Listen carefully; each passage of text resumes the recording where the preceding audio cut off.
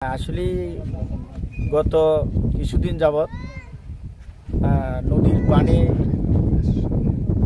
বৃদ্ধির কারণে এই নতুন বেরির বাহিরে পুরনো বেরির মধ্যে যেই আবাসনটা হয়েছে এই আবাসনের জনগণ অত্যন্ত জোয়ারের পানিতে অত্যন্ত দুর্বিষহ অবস্থায় জীবনযাপন করছে আমরা জানি এবং আমরা চেষ্টা করেছি তাদেরকে বিভিন্নভাবে সহায়তা করার জন্য।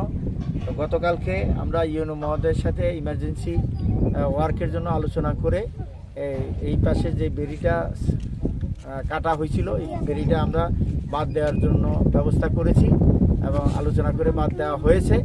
এখনও কাজ অসম্পূর্ণ আছে, অন্তত কষ্ট না হয় এটুকুর জন্য আমরা চেষ্টা করতেছি।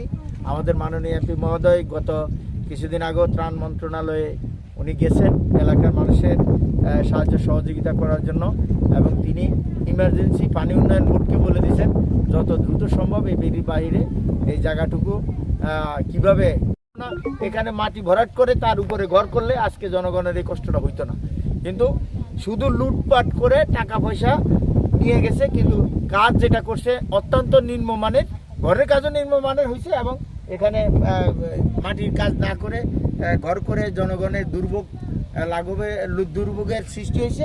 তবে আমাদের প্রশাসনের সাথে কথা হয়েছে, জমি দেখা হচ্ছে এই কয়টা যে 60টা ঘর আছে এই 60টা ঘরকে আমরা ভিতরে নতুন বেরির ভিতরে যে কোনো জায়গায় শিফট করার জন্য চেষ্টা করতেছি। জায়গা যদি পাওয়া যায় ইনশাআল্লাহ যে কোনো সময় এদেরকে ওইখান থেকে ভিতরে নিয়ে যাওয়া হবে।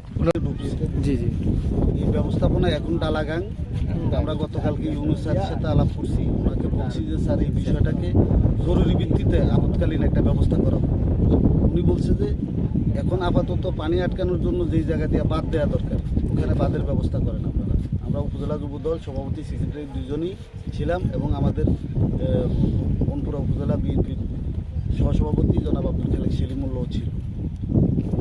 পরবর্তীতে আমরা এখানে কালকে বিকালেই 2টা বেকুন মেশিন লাগাই আমাদের এখানকার দেওয়ারের মেম্বার জনাব আব্দুল জলিল মেম্বারশিপ সহ এই বাঁধের ব্যবস্থা করা হয়েছে।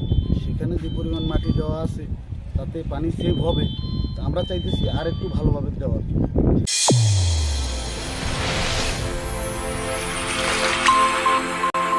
চ্যানেল A1 হৃদয়ের স্পন্দন।